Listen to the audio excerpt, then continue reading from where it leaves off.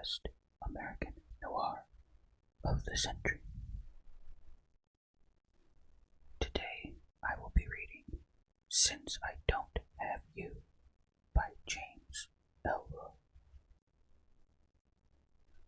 James Elroy, born in 1948, was born Lee Earl Elroy in Los Angeles. When he was 10 years old, his mother was murdered. The killer was never apprehended. There were some similarities in the case to the famous murder of Elizabeth Short, known as the Black Dahlia, and both murders obsessed Elroy for many years. He wrote a fictionalized version of the Betty Short murder, the Black Dahlia, in 1987, which became a New York Times bestseller, and a memoir of his 15-month search for his mother's killer, My Dark Places, in 1996. As a young man, Elroy lived a life of petty crime, alcoholism, and drug use, cleaning up his act in the late 1970s to produce his first novel, Brown's Requiem, in 1981. His second book, Clandestine, in 1982, was nominated for an Edgar Allan Poe Award for Best Paperback Original. His first hardcover book, Blood on the Moon, in 1984, began the Lloyd Hopkins trilogy. The masterly Black Dahlia was the first novel in what Elroy called the LA Quartet, which later included The Big Nowhere in 1988, LA Confidential in 1990, and White Jazz in 1992. Two of the books became big-budget movies. LA Confidential in 1997, a critical and commercial success, was nominated for an Academy Award for Best Picture. The Black Dahlia in 2006, on the other hand, was critically savaged, successfully warning potential audiences away.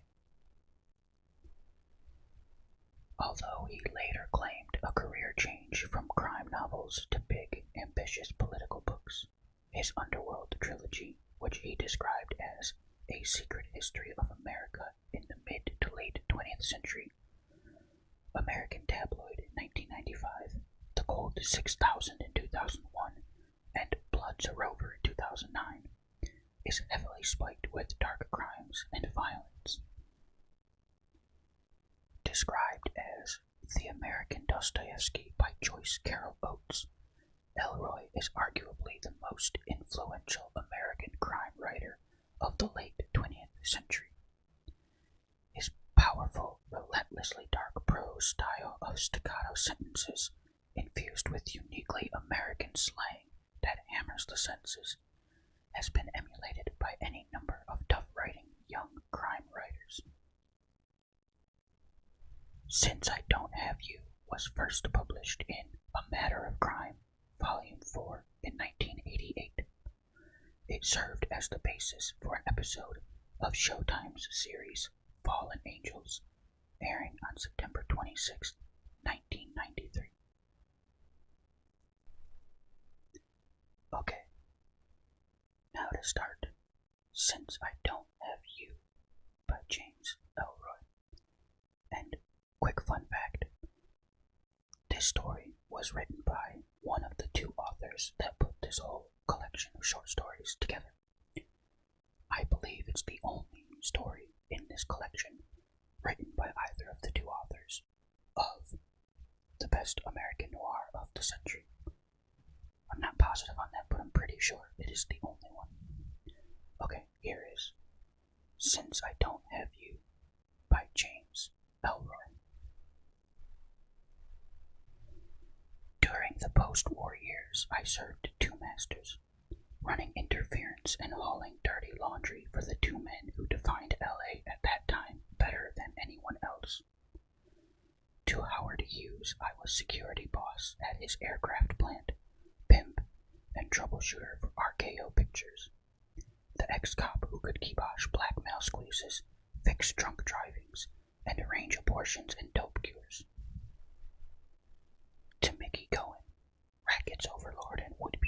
shtickster. I was a bagman to the LAPD, the former narco detective who skimmed junk off Niggertown dope roasts, allowing his Southside boys to sell it back to the hordes of Schwartz's eager to fly white powder airlines. Big Howard, always in the news for crashing an airplane someplace inappropriate, stubbing his face on the control panel in some Hicktown bean field, then showing up at Romanov's bandaged like the mummy, with Ava Gardner on his arm. Mickey C., also a pussy hound par excellence, pub crawling with an entourage of psychopathic killers, press agents, gag writers, and his bulldog Mickey Cohen Jr., a flatulent beast with a schlong so large that the mixed stooges strapped it to a roller skate so it wouldn't drag on the ground. Howard Hughes, Mickey Cohen, and me, Turner Buzz Meeks. Lizard Ridge, Oklahoma, armadillo poacher, strike-breaker goon, cop, fixer, and keeper of the secret key to his master's psyches. They were both cowards mano a mano. Airplanes and lunatic factotums their go-betweens, while I would go anywhere, any place, gun or billy club first, courting a front-page death to avenge my second banana life. And the two of them courted me because I put their lack of balls in perspective. It was irrational, meshuggah, bad business. A forest lawn crypt years before my time. But I got the last laugh there. I always knew that when faced with the grave, I'd pull a smart segue to keep kicking, and I write this memoir as an old man, while Howard and Mickey stuff caskets. Bullshit biographies, their only legacy. Howard, Mickey, me. Sooner or later, my work for the two of them had to produce what the yuppie lawyer kids today call conflict of interest. Of course it was over a woman, and of course, being a suicidal Okie shit kicker, 41 years old and getting tired, I decided to play both ends against the middle. A thought just hit me, that I'm writing this story because I miss Howard and Mickey, and telling it gives me a chance to be with them again. Keep that in mind, that I loved them, even though they were both world-class shitheels. January 15th, 1949. It was cold and clear in Los Angeles, and the papers were playing up the 2-year anniversary of the Black Dahlia murder case. Still unsolved, still speculated on. Mickey was still mourning Hookie Rothman's death. He French-kissed a sawed-off shotgun held by an unknown perpetrator, and Howard was still pissed at me over the Bob Mitchum reefer roast. He figured that my connections with Narco Division were still so solid that I should have seen it coming. I'd been shuttling back and forth between Howard and Mickey since New Year's. The mixed signature fruit baskets stuffed with C-notes had to be distributed to cops, judges, and city council members he wanted to grease, and the pilot/mogul had me out bird-dogging Quiff, prowling bus depots and train stations for buxom young girls who'd fall prey to RKO contracts in exchange for frequent nighttime visits. I'd been having a good run. A half-dozen Midwestern farm maidens were now ensconced in Howard's fuck pads, strategically located apartments tucked all over LA. And I was deep in hock to a dark-town bookie named Leotis Deneen, a 6'6" jungle bunny who hated people of the Oklahoma persuasion worse than poison. I was sitting in my Quonset hut office at Hughes Aircraft when the phone rang. That you, Howard? Howard Hughes sighed. What happened to security? May I help you? You're the only one calls this early, boss. And you're alone? Right. Per your instructions to call you Mr. Hughes in the presence of others. What's up? Breakfast is up. Meet me at the corner of Melrose and La Brea in half an hour. Right, boss. 2 or 3, Buzz. I'm hungry and having 4. Howard was on his all-chili dog diet, Mike's dogs at Melrose and La Brea was his current in-spot. I knew for a fact that their chili was made from horse meat air freighted up daily from Tijuana. One kraut, no chili. Heathen, Pink's chili is better than Jason's. I had a pony when I was a boy. So, I had a governess. You think I wouldn't eat? I said half an hour and hung up. I figured if I got there 5 minutes late, I wouldn't have to watch the fourth richest man in America eat. Howard was picking strands of sauerkraut off his chin when I climbed in the back seat of his limousine. He said, "You didn't really want it, did you?" I pressed the button that sent up the screen that shielded us from the driver.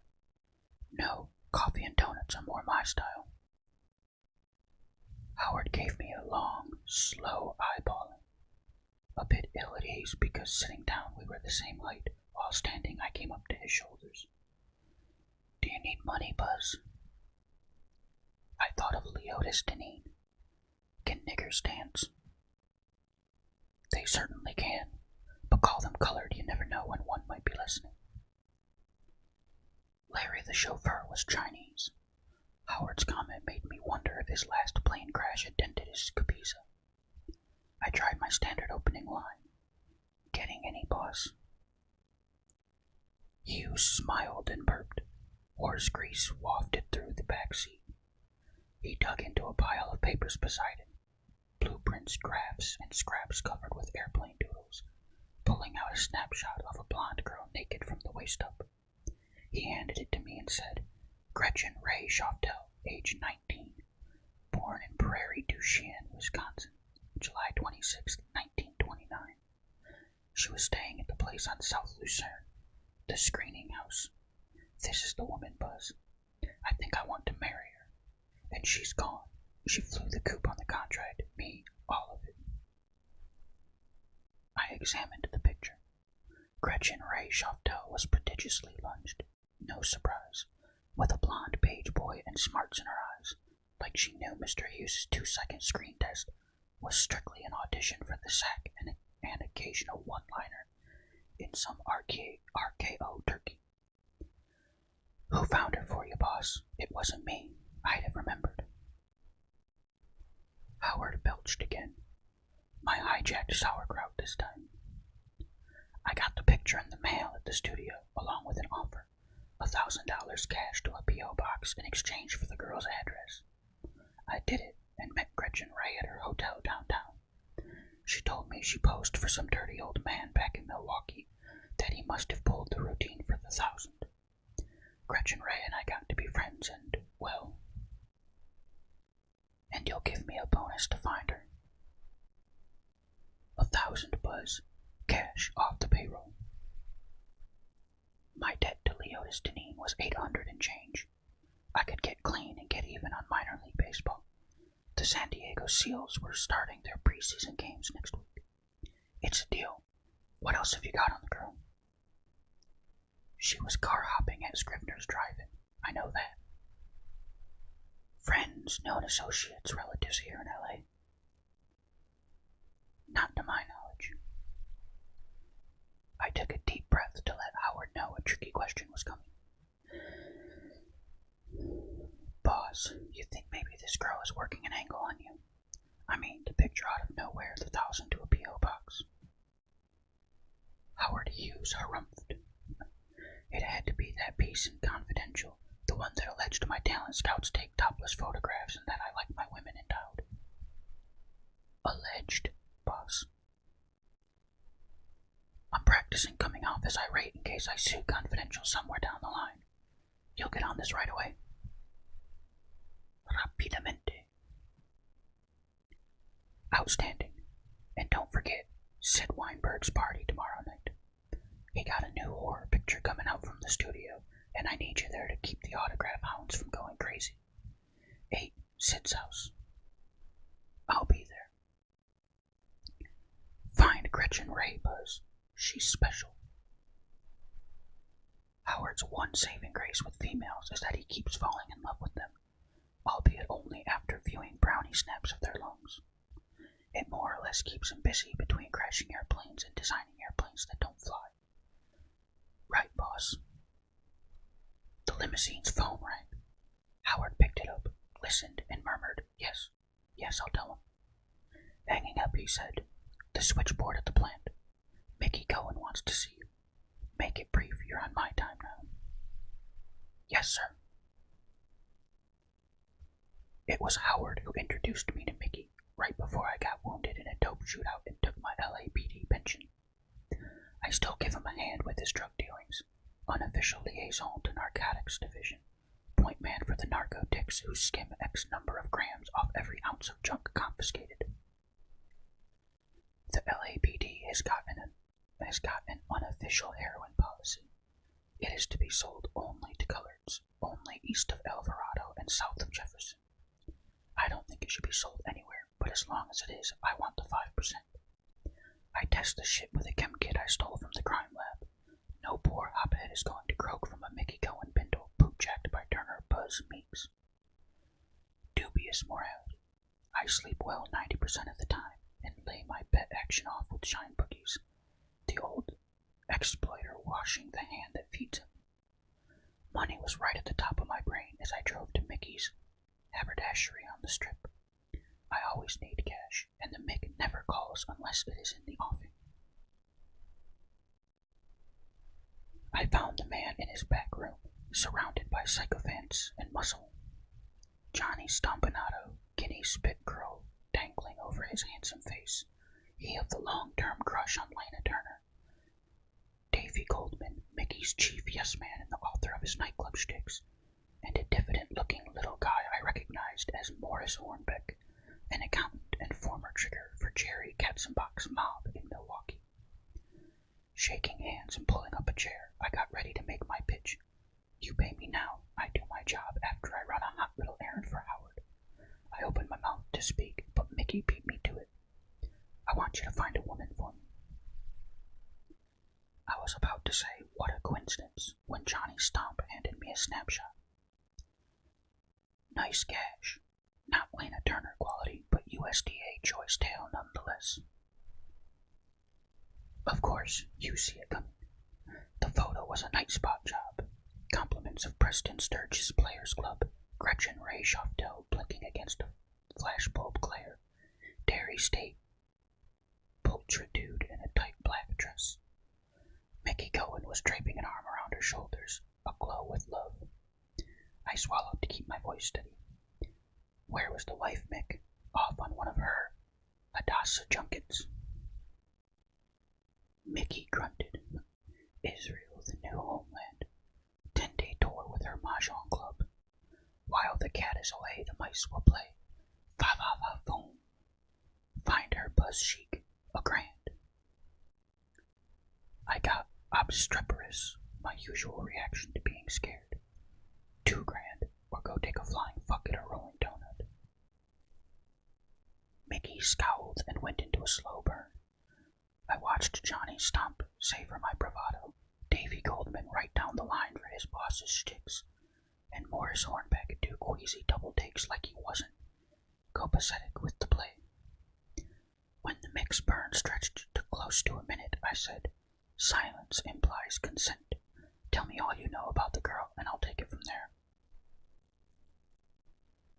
Mickey Cohen smiled at me. It's coming from Hunger Minion. Koi shit you. For a Tuski, I want satisfaction guaranteed within 48 hours. I already had the money laid off on baseball, the fights, and 3-horse parlays. 47 and change. Go. Mickey eyed his boys as he spoke, probably because he was pissed at me and needed a quick intimidation fix. Davy and Johnny Stomp looked away.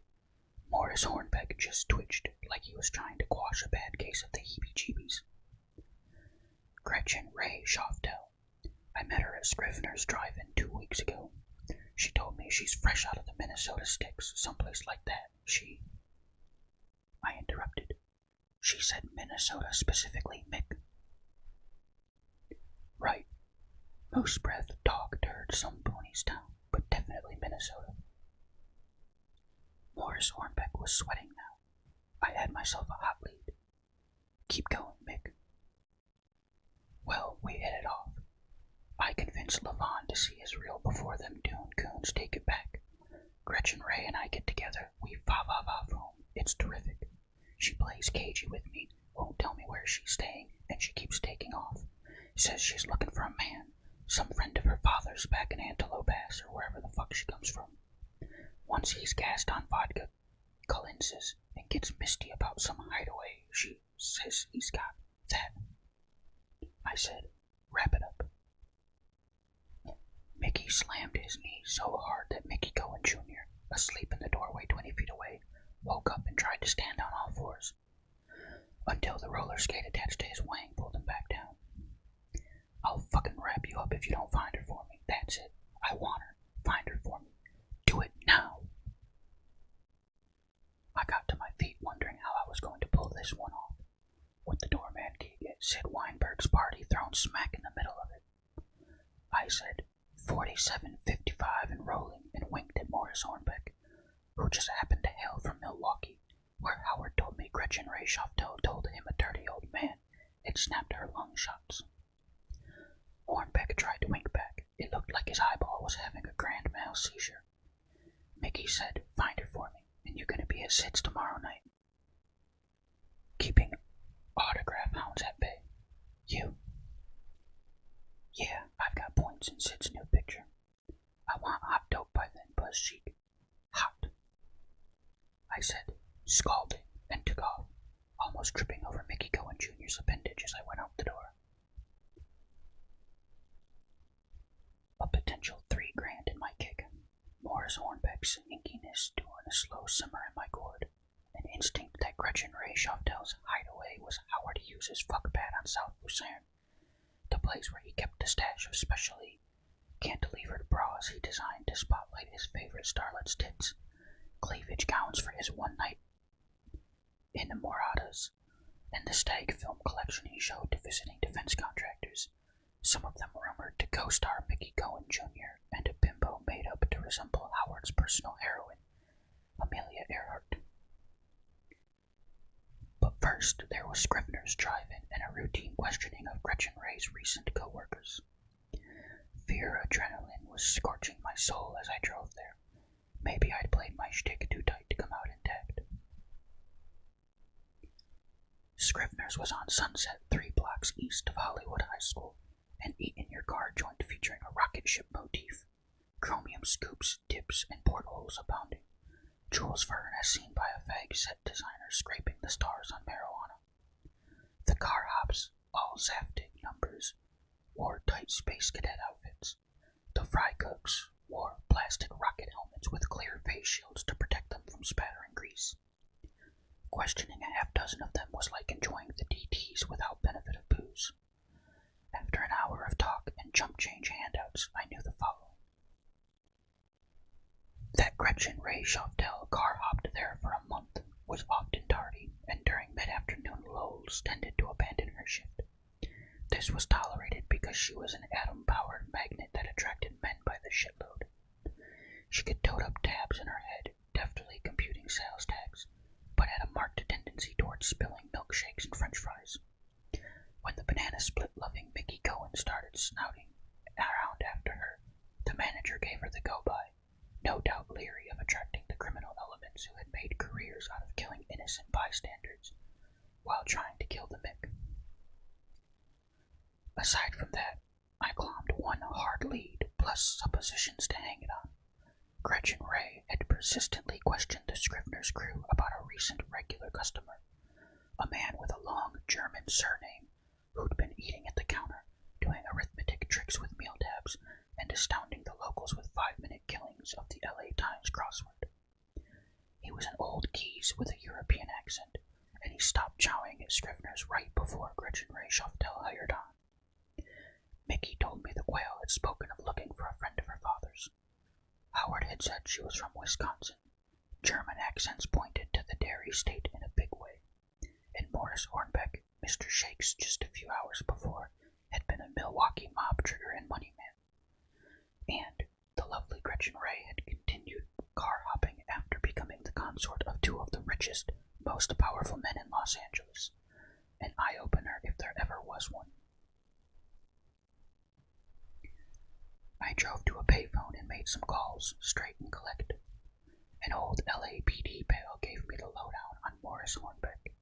He had 2 California convictions for felony statch rape, both complainants, 13-year-old girls. A guy on the Milwaukee force that I'd worked liaison with supplied Midwestern skinny. Little Mo was a glorified bookkeeper for Jerry Katzenbach's mob, run out of town by his boss in 47 when he was given excess gambling skim to invest as he saw best, and opened a call house specializing in underage poon dressed up as movie stars. Greenhorn girls coiffed, cosmeticized, and gowned to resemble Rita Hayworth, Ann Sheridan, Veronica Lake, and the like. The operation was a success, but Jerry Katzenbach, Knights of Columbus family man, considered it bum PR. Adios, Morris, who obviously found an amenable home in LA. On Gretchen Ray Schoftel, I got Bupkis. Ditto on the geezer with the arithmetic tricks similar to the car hop vamp. The girl had no criminal record in either California or Wisconsin, but I was willing to bet she'd learned her seduction techniques at Mo Hornbeck's whorehouse. I drove to Howard Hughes's South Lucerne Street fuckpad and let myself in with a key from my 14-pound Hughes Enterprises keyring. The house was furnished with leftovers from the RKO prop department, complete with appropriate female accoutrements for each of the 6 bedrooms. The Moroccan room featured hammocks and settees from Gaspar Nocturne and a rainbow array of low-cut silk lounging pajamas. The Billy the Kid room, where Howard brought his Jane Russell lookalikes, was 4 walls of mock saloon bars with halter-top cowgirl get-ups and a mattress covered by a Navajo blanket. My favorite was the zoo room, taxidermied cougar, bison, moose, and bobcats, shot by Ernest Hemingway, mounted with their eyes leering down on a narrow strip of sheet-covered floor.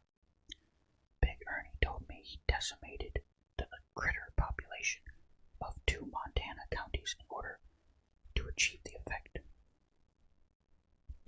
There was a kitchen stocked with plenty of fresh milk, peanut butter, and jelly to sate teenage taste buds, a room to screen stag movies, and the master bedroom, my bet for where Howard installed Gretchen Ray Schoftel.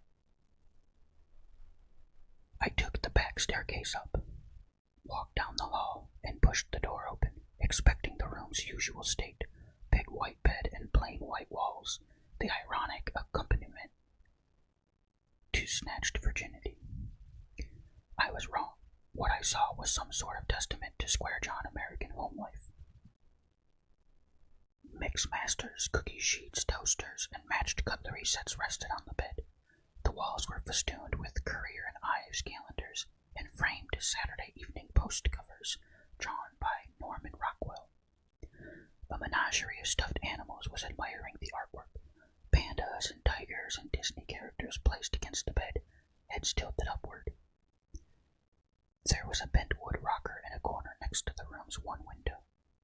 The seat held a stack of catalogs. I leafed through them.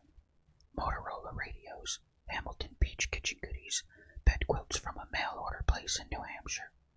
In all of them, the less expensive items were checkmarked. Strange, since Howard let his master bedroom poon have anything they wanted. Top-of-the-line charge accounts, the Magilla. I checked the closet. It held the standard Hughes wardrobe, low-cut gowns and tight cashmere sweaters, plus a half-dozen Scrivener's car hop outfits, replete with built-in uplift breastplates, which Gretchen Ray Schoftel didn't need. Seeing a row of empty hangers, I checked for more catalogs and found a Bullock's Wilshire job under the bed. Flipping through it, I saw tweedy skirts and suits, flannel blazers, and prim and proper wool dresses circled. Howard's charge account number was scribbled at the top of the back page. Gretchen Ray Schoftel, math whiz, searching for another math whiz, was contemplating making herself over as Miss Upper Middle Class Rectitude. I checked out the rest of the fuck pad, quick eyeballing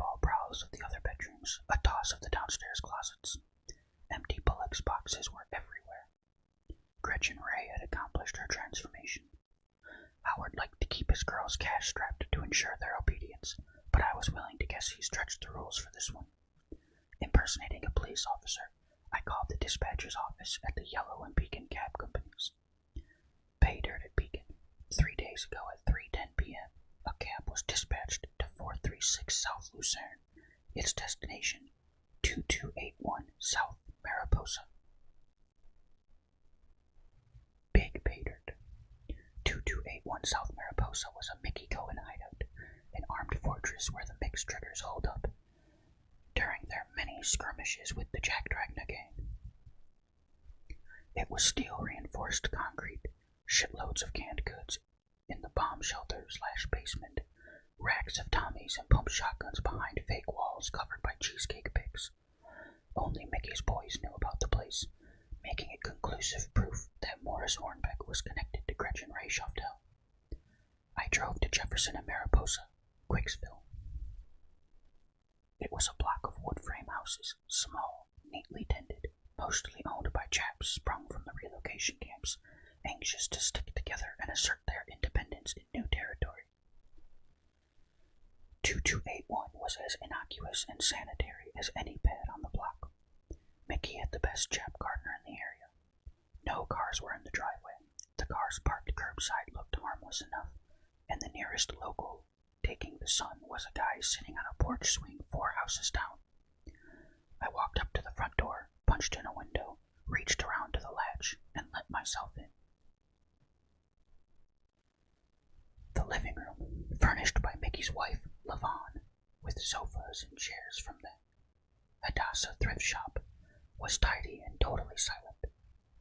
I was half expecting a killer hound to pounce on me before I snapped that Lavon had forbid the Mick to get a dog, because it might whiz on the carpeting. Then I caught the smell.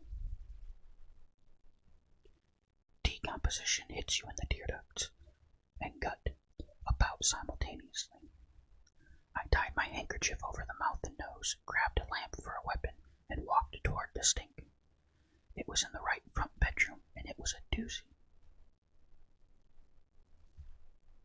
There were 2 stiffs, a dead man on the floor and another on the bed.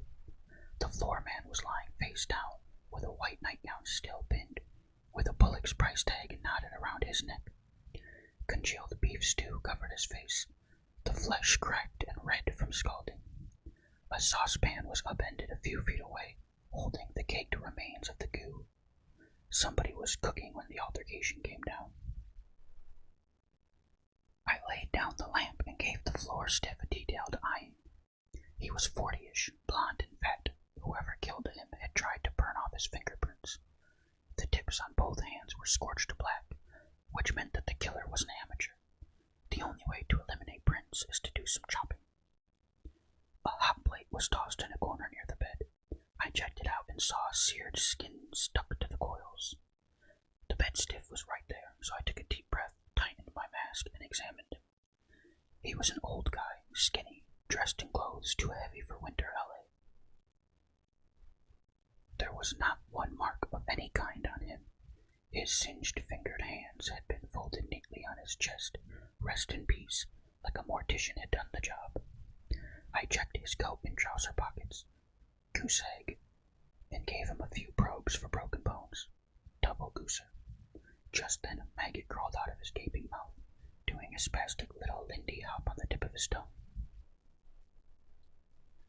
I walked back into the living room, picked up the phone, and called a man who owes me a big favor pertaining to his wife's association with a Negro nun and a junior congressman from Whittier. The man is a crime scene technician with the sheriff's department, a med school dropout adept at spot-checking cadavers and guessing causes of death. He promised to be at 2281 South Mariposa within the hour in an unmarked car. 10 minutes of forensic expertise in exchange for my erasure of his debt. I went back to the bedroom, carrying a pot of Lavon Cohen's geraniums to help kill the stink. The floor stiff's pockets had been picked clean. The bed stiff had no bruises on his head, and there were now 2 maggots doing a tango across his nose. Morris Hornbeck, a bro, probably packed a silencered heater like most Mickey muscle. He looked too scrawny to be a hand-to-hand killer.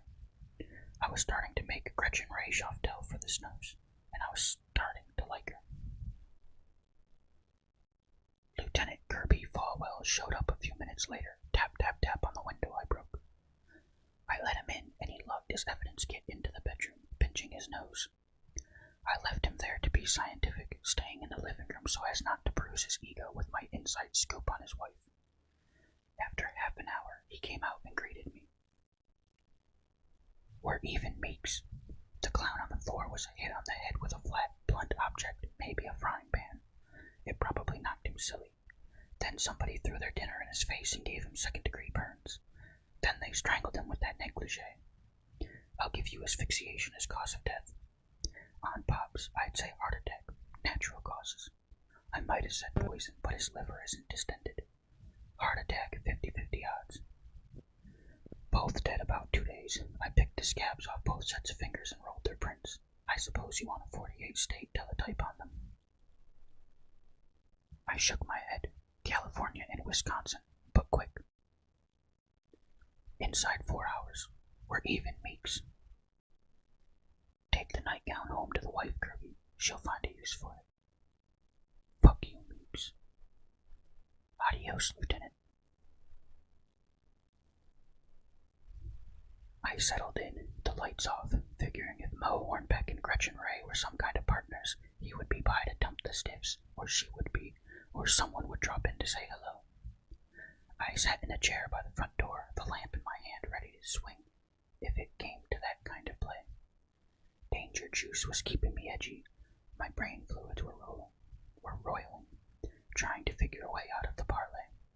My 2 benefactors hiring me to clom one woman for their exclusive use, 2 corpses thrown in. As hard as I brainstormed, I couldn't think up squat. With half an hour to kill before I called Kirby Falwell, I gave up and tried the other guy routine.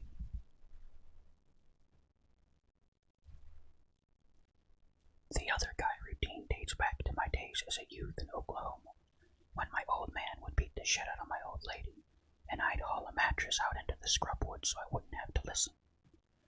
I'd set my armadillo traps down, and every once in a while I'd hear a snap squeak as some stupid dillo ate my bait and got his spine crunched for his trouble. When I finally fell asleep, I'd usually wake up to screeches, men hurting women, always just wind playing havoc with the scrub pines. I'd start thinking then, ways to get the old man off the old lady's back without consulting my brother Fudd, in the Texas pen for armed robbery and grievous aggravated assault. I knew I didn't have the guts to confront Pop myself, so I started thinking about other people just to get him off my mind. And that always let me develop a play. Some churchwoman conned into dropping off a pie and religious tracts to calm the old man down, steering some local slick who thought Mom was a beauty in her direction, knowing Pop was a coward with other men and would love up the old girl for weeks and weeks just to keep her. That last play stood all of us good at the end. It was right before the old lady caught typhus. She took to bed with a fever, and the old man got in with her to keep her warm. He caught it himself and died 16 days after she did. Under the circumstances, you have to believe there was nothing but love between them, right up to curtains. So the other guy routine gets you out of the hole and makes some other poor fuck feel good in the process. I worked it in Niggertown as a cop.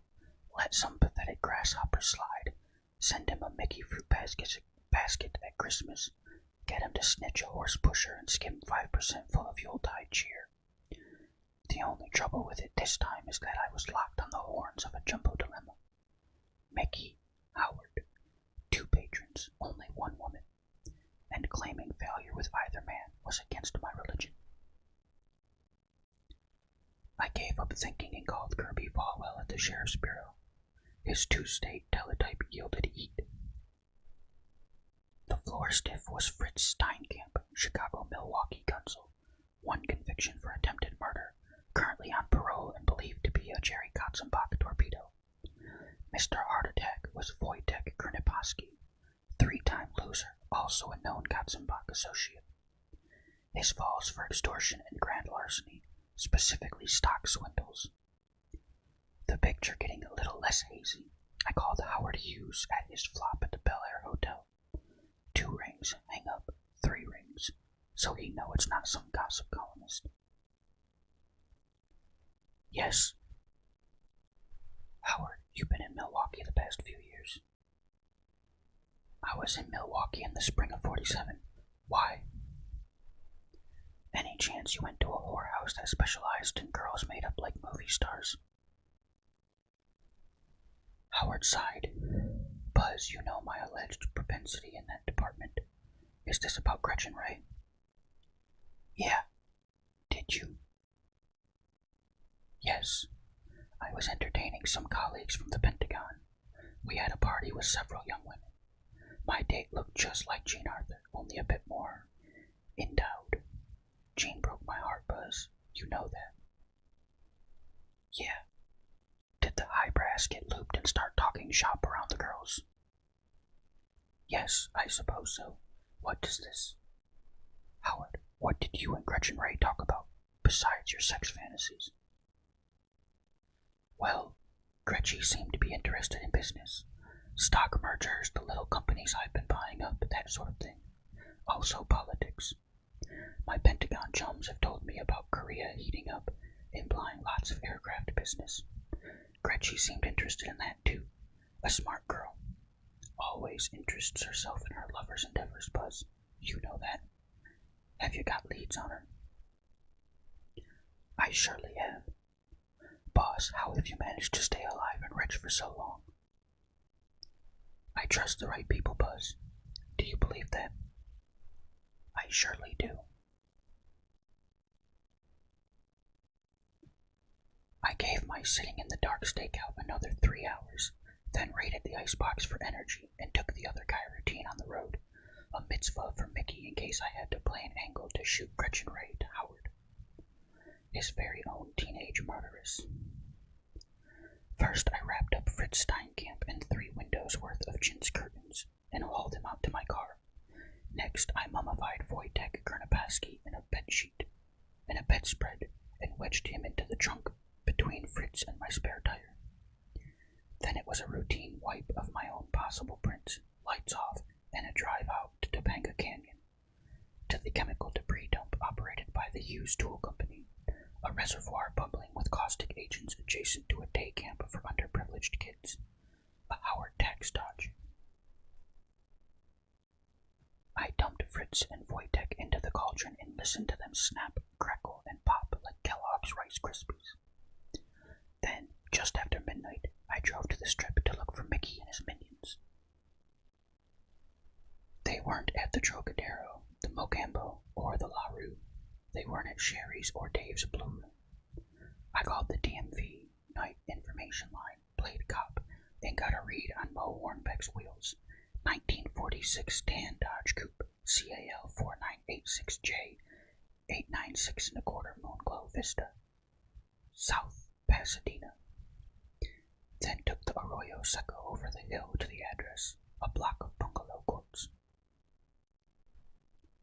At the left side tail end of a stucco streamline job was 896 1/4.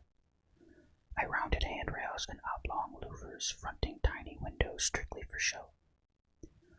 No lights were burning. Hornbeck's Dodge was not in the carport at the rear. Maybe Gretchen Ray was inside, armed with stuffed animals, negligee garrots, stew pots, and frying pans, and that suddenly made me not give a fuck whether the world laid, prayed, stayed, or strayed. I kicked the door in, flipped on a wall light, and got knocked flat on my ass by a big furry mother with big, shiny, razor-white teeth. It was a Doberman, sleek black muscle out for blood. Mine. The dog snapped at my shoulder and got a snout full of Hart, Schaffner, and Mark's worsted. He snapped at my face and got an awkwardly thrown Meek's right jab that caused him to flinch momentarily. I dug in my pocket for my Arkansas toad stabber, popped the button, and flailed with it. I grazed the beast's paws and snout, and he still kept snapping and snarling. Giving the fucker a stationary target was the only way. I put my left arm over my eyes and tried to stay supine. Rex the Wonder Dog went for my big, fat, juicy elbow. I hooked my shiv up at his gut, jammed it in, and yanked it forward. Entrails dropped all over me. Rex vomited blood in my face and died with a snap gurgle. I kicked the day's third corpse off of me, stumbled to the bathroom, rummaged through the medicine cabinet, and found witch hazel. I doused my elbow bite and the blood-oozing teeth marks on my knuckles. Deep breathing, I splashed sink water on my face, looked in the mirror, and saw a middle-aged fat man, terrified and pissed to his drawers, in deep, deep shit without a depth gauge. I held the gaze, thinking it wasn't me for long seconds. Then I smashed the image with the witch hazel bottle and eyeballed the rest of the bungalow. The larger of the two bedrooms had to be Gretchen Ray's. It was all girlish gewgaws, pandas and arcade Cupid dolls, pin-ups of matinee idols and college pennants on the walls. Kitchen appliances still in their boxes were stacked on the dresser. Publicity glossies of RKO pretty boys littered the bedspread. The other bedroom reeked of vapor rub and liniment and sweat and flatulence. Bare walls, the floor space almost completely taken up by a sagging Murphy bed. There was a medicine bottle on the nightstand, Dr. Ravel prescribing Demerol for Mr. Hornbeck, and checking under the pillow got me a 38 police special. I flipped the cylinder, extracted 4 of the shells, and stuck the gun in my waistband, then went back to the living room and picked up the dog, gingerly, so as not to drench myself in his gore. I noticed that it was a female, that a tag on its collar read, Janet. That hit me as the funniest thing since vaudeville, and I started laughing wildly, shock coming on. I spotted an Abercrombie and Fitch dog bed in the corner, dumped Janet in it, doused the lights in the room, found a couch, and collapsed. I was heading into some sort of weird heebie-jeebie haze when wood creaking, a choked "oh my god," and a hot yellow glare jolted me to my feet. "Oh, Janet, no." Mo Hornbeck beelined for the dead dog, not even noticing me. I stuck out my leg and tripped him. He hit the floor almost snout to snout with Janet, and I was right there, gun at his head, snarling like the psycho Okie killer I could have been. "Boy, you're gonna blab on you. Gretchen Ray and them bodies on Mariposa. You're gonna spill on her and Howard Hughes, and I mean now." Hornbeck found some balls, Quicksville, averting his eyes from the dog, latching them onto me. "Fuck you, Meeks." "Fuck you" was acceptable from a ranking sheriff's dick in my den, but not from a statch raper hoodlum. I opened the 38 cylinder and showed Hornbeck the 2 rounds, then spun it and put the muzzle to his head. "Talk. Now." Hornbeck said, "Fuck you, Meeks." I pulled the trigger. He gasped and looked at the dog, turning purple at the temples, red at the cheeks. Seeing myself in a cell next to Fudd, the Meeks boys playing pinochle sideways through the bars, I popped off another shot, the hammer clicking on an empty chamber. Hornbeck bit at the carpet to stanch his tremors, going deep purple, then subsiding into shades of crimson, pink, death's head white. Finally, he spat dust and dog hair and gasped, "The pills by my bed and the bottle in the cupboard." I obeyed, and the 2 of us sat on the porch like good buddies and killed the remains of the jug. Old Overholt bonded. Hornbeck blasted Demerol pills along with the juice, flew to Cloud 9, and told me the saddest goddamn story I'd ever heard. Gretchen Ray Chauvel was his daughter. Mom hit the road shortly after she was born, hightailing it to parts unknown, with a Schlitz brewery driver rumored to be double-digit hung, like the human equivalent of Mickey Cohen Jr. He raised Gretch as best he could, nursing a bad case of the hots for her, ashamed of it until he picked up scads of unrelated skinny, that his wife was servicing the entire Schlitz night shift during the time his little girl was conceived. On general principles, he stayed hands-off, taking his lust out on girls from the Greenhorn hooker camps up in Green Bay and St. Paul. Gretchen grew up strange, ashamed of her old man, a gang stooge and occasional killer. She took her old lady's maiden name and buried her head in books, loving arithmetic tricks, figures, calculations, stuff that proved she was smart. She also took up with the rough South Milwaukee crowd. One crazy bullhead boyfriend beat her silly every night for a week straight when she was 15. Mo found out, put the kid in cement skates, and dumped him in Lake Michigan.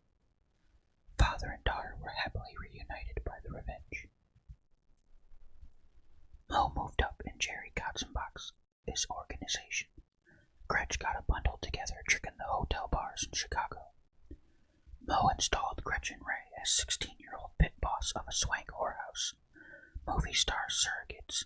The rooms booked to pick up gangland and political skinny that might prove valuable to Jerry K. Gretch. Gretch got friendly with stock swindler Wojtek Krnipasky. She just happened to be listening through a vent one night when Howard Hughes, indicator of Army 3 stars, were cavorting with Jean Arthur, Lupe Velez, and Carol Lombard, greenhorn versions.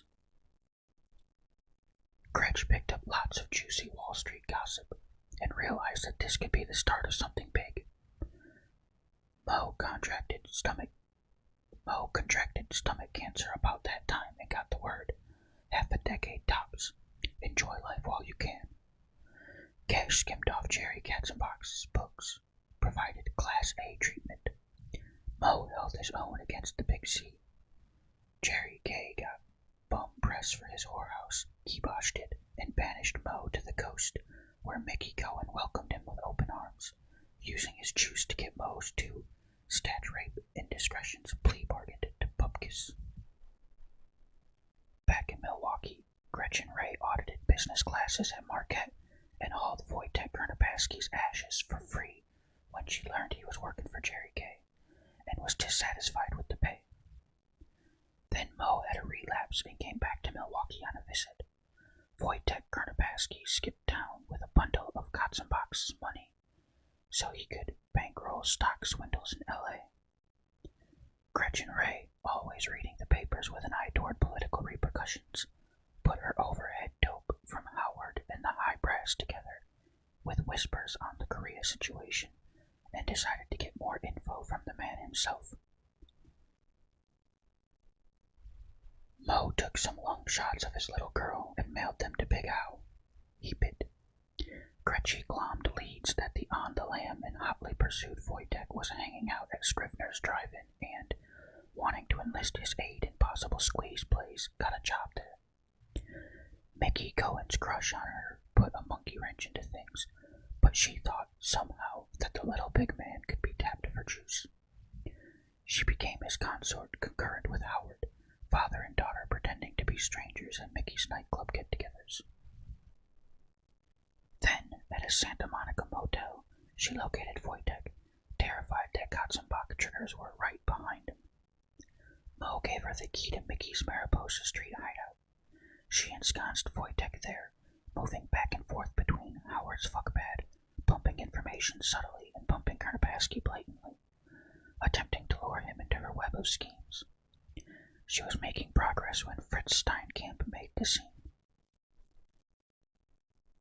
And damned if Gretchen didn't rise to the occasion and throttle, scald, and frying pan him to death. She attempted to soothe the terrified Wojtek afterward, but he went into cardiac arrest. The follow combo of a murder attempt, a murder, and a murderess's tongue. Gretchen Ray panicked and took off with Wojtek's pilfered cash, and was currently trying to unload secret insider prospectuses on Hughes stock to a list of potential customers Krnipasky had compiled. The girl was holed up someplace, Mo didn't know where, and tomorrow she would be calling at the homes and offices of her last wave of potential clients. Somewhere in the course of the story, I started liking Mo almost as much as I liked Gretchen Ray. I still couldn't see any way out of the mess, but I was curious about one thing. The girly gewgaws, the appliances, all the square John homie stuff Gretchen had glommed. When Mo finished his tale, I said, "What's with all the clothes and gadgets and stuffed animals?" Morris Hornbeck, worm bait inside 6 months, just sighed. Lost time, Meeks. The father and daughter act someplace safe, the shtick we should have played years ago. But that's Tap City now. I pointed to the dead dog, its paws starting to curl with rigor mortis, like it was going to be begging biscuits for eternity. Maybe not. You sure ain't gonna have a trusty mascot, but you might get a little taste of the rest. Morris went to his bedroom and passed out. I lay down on the homey dream bed, holding a stuffed panda, the lights off to ensure some good brain work. Straight manipulation of Mickey and Howard fell by the wayside quick, so I shifted to the other guy routine and made a snag. Sid Weinberg, RKO line producer. Filthy rich purveyor of monster GBs, drive-in circuit turkeys that raked in the cash. A valuable RKO mainstay, his pictures never flopped. Howard kissed his ass, worshipped his dollars and cents approach to movie making, and gave him carte blanche at the studio. I'd rather lose my you-know-what than lose Sid Weinberg. Mickey Cohen was indebted to Sid Weinberg, the owner of the Blue Lagoon Saloon, where Mickey was allowed to perform his atrocious comedy routines without cops hanging around. Sid had LAPD connections. The Mick. I'd be without a pot to piss in without Sid. I'd have to buy my own nightclub, and that's no fun. It's like buying your own baseball team so you can play yourself. Sid Weinberg was a widower, a man with 2 grown daughters who patronized him as a buffoon. He often spoke of his desire to find himself a live-in housekeeper to do light dusting and toss him a little on the side. About 15 years ago, he was known to be in love with a dazzling blonde starlet named Glenda Jensen, who hot-footed it off into the sunset one day, never to be seen again. I'd seen pictures of Glenda. She looked suspiciously like my favorite teenage killer. At 8 tomorrow night, Sid Weinberg was throwing a party to Ballyhoo, Bride of the Surf Monster. I was to provide security. Mickey Cohen and Howard Hughes would be guests. I fell asleep on the thought and dreamed that benevolent dead dogs were riding me up to heaven, my pockets full of other guys' money. In the morning, we took off after the prodigal daughter. I drove. Mo Hornbeck gave directions, where he figured Gretchen Ray would be, based on their last conversation. A panicky talk 2 days ago, the girl afraid of phone taps. Mo saying he would let the evidence chill, then dispose of it. Which, of course, he did. According to Mo, Gretch told him Wojtek Kernapowski had given her a list of financial district sharks who might be interested in her Hughes Enterprises graphs, when to buy and sell shares in Toolco, Hughes Aircraft, and its myriad subsidiaries. Based on her new knowledge of upcoming defense contracts and her assessment of probable stock price fluctuations. Mo stressed that was why Gretchen raped the Bullock's catalog. She wanted to look like a businesswoman, not a seductress/killer. So we slowly drawled downtown, circuiting the Spring Street financial district, hoping to catch a street-side glimpse of Gretchen Ray as she made her office calls. I'd won Mo partially over with kind words and a promise to plant Janet in a ritzy West LA pet cemetery, but I could still tell he didn't trust me. I was too close to Mickey for too long. He gave me a steady, sidelong fisheye and only acknowledged my attempts at conversation with grunts. The morning came and went. The afternoon followed. Mo had no leads on Gretchen Ray's home calls, so we kept circling Spring Street, 3rd to 6th and back again, over and over, taking piss stops at the Pig and Whistle on 4th and Broadway every 2 hours. Dusk came on, and I started getting scared. My other guy routine would work to perfection only if I brought Gretchen to Sid Weinberg's party right on time. 6 o'clock. 6:30.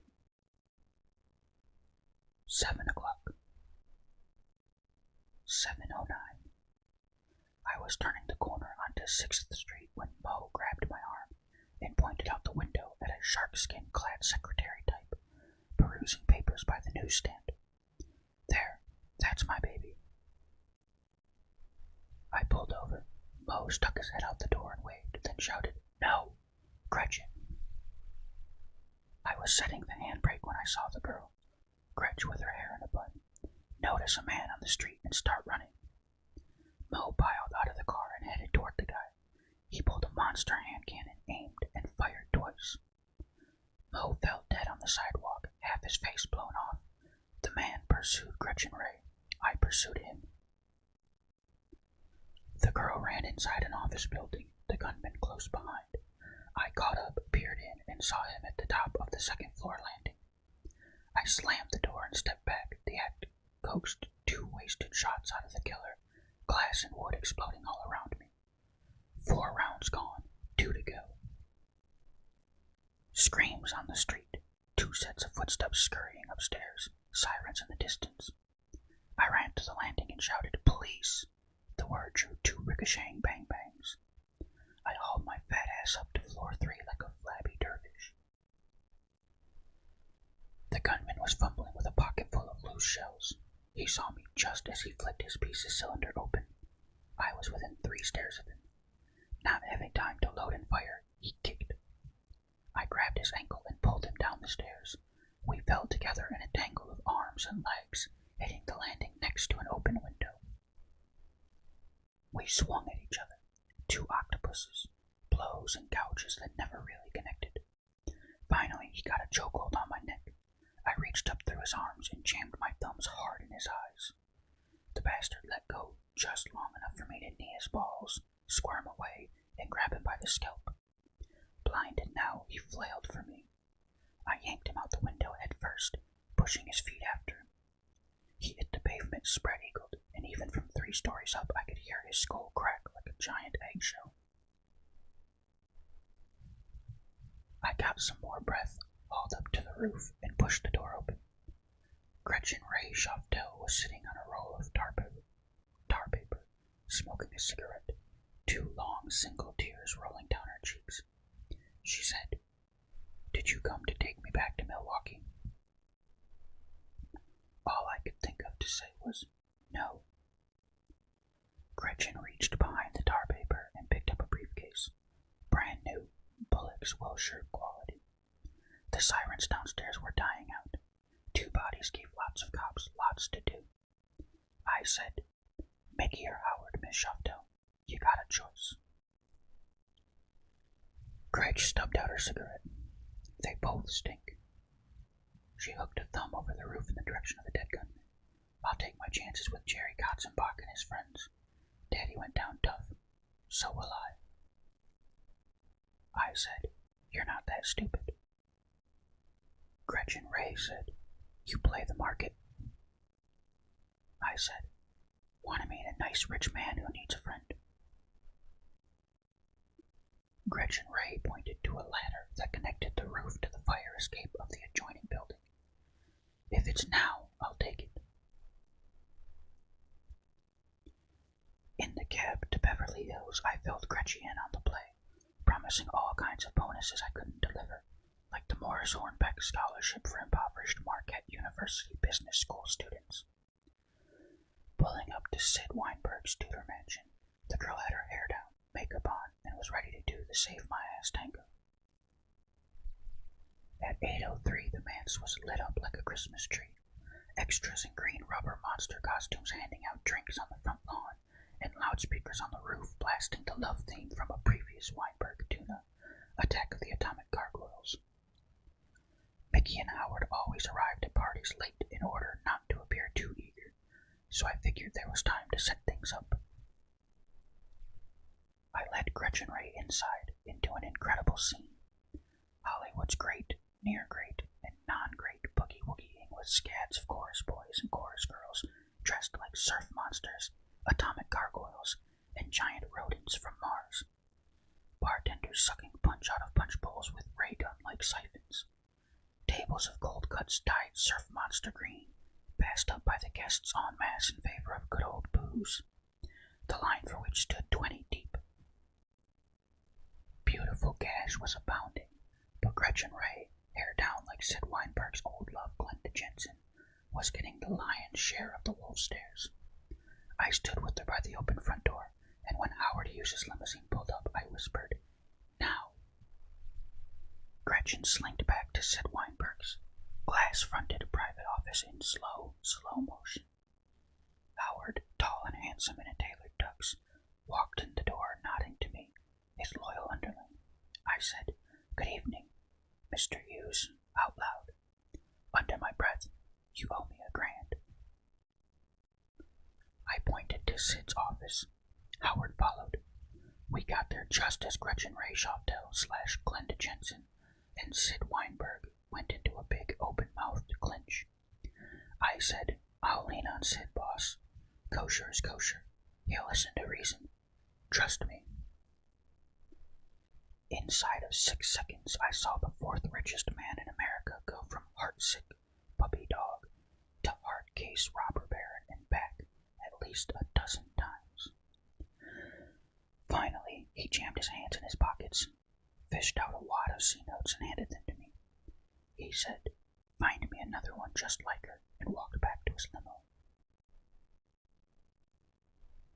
I worked the door for the next few hours, chasing crashers and autograph hounds away, watching Gretchen / Glenda and Sid Weinberg work the crowd, instant velvet for the girl, U3 captured for the sad old man. Gretchen laughed, and I could tell she did it to hold back tears. When she squeezed Sid's hand, I knew she didn't know who it belonged to. I kept wishing I could be there when her tears broke for real, when she became a real little girl for a while, before going back into being a stock maven and a whore. Mickey showed up just as the movie was starting. Davy Goldman told me he was pissed. Mel Hornbeck got himself bumped off by a crowd trigger, and from Milwaukee, who later nosedived out a window. The Mariposa Street hideout had been burglarized, and Levon Cohen was back from Israel 3 days early and henpecking the shit out of the Mick. I barely heard the words. Gretchen and Sid were cooing at each other by the cold cuts table, and Mickey was headed straight toward them. I couldn't hear their words, but I could read the 3 faces. Mickey was taken aback, but paid gracious respect to his beaming host. Gretch was twitching with the aftershocks of her old man's death. LA's #1 hoodlum bowed away, walked up to me, and flicked my necktie in my face. "All you get is $1,000, you hump. You should have found her quicker." So it worked out. Nobody made me for snuffing the Milwaukee shooter. Gretchen walked on the Steinkamp killing and her complicity in Wojtek Kernabaski's demise. The chemical sizzled stiffs, of course, were never discovered. Mo Hornbeck got a plot at Mount Sinai Cemetery, and Davy Goldman and I stuffed Janet into the casket with him in the mortuary. I gave the rabbi a hot tip on the trotters, and he left the room to call his bookie. I paid off Leotis Deneen and promptly went back into hock with him. Mickey took up with a stripper named Audrey Anders. Howard made a bundle of airplane parts for the Korean War, and cavorted with the dozen or so Gretchen Ray Shoftel lookalikes I found him. Gretchen and Sid Weinberg fell in love, which just about broke the poor pilot mogul's heart. Gretchen Ray and Sid. She did her light dusting, and must have thrown him a lot on the side. She also became Sid's personal investment banker, and made him a giant bundle, of which she took a substantial percentage cut, invested it in slum property, and watched it grow. Slumlord Gretch also starred in the only Sid Weinberg vehicle ever to lose money, a tearjerker called Glenda, about a movie producer who falls in love with a starlet who disappears off the face of the earth. The critical consensus was that Gretchen Ray Shoftel was a lousy actress, but had great lungs. Howard Hughes was rumored to have seen the movie over 100 times. In 1950, I got involved in a grand jury investigation that went bad in an enormous way, and I ended up taking it on the road permanently. Mr. Anonymous in 1,000 small towns. Mickey Cohen did a couple of Fed jolts for income tax evasion, got paroled as an old man, and settled back into LA as a much appreciated local character, a reminder of the colorful old days.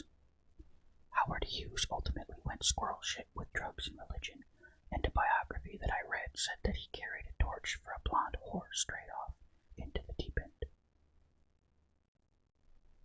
He'd spend hours at the Bel Air Hotel looking at her picture, playing a torchy rendition of Since I Don't Have You over and over. I know better. It was probably scads of different pictures, long shots all, the music lament for a time when love came cheap. Gretchen was special to him, though. I still believe that. I miss Howard and Mickey, and writing this story about them has only made it worse. It's tough being a dangerous old man by yourself. You've got nothing but memories, and no one with the balls to understand them. Alright, that's the end of Since I Don't Have You. I hope you enjoyed it. Thank you for watching or listening.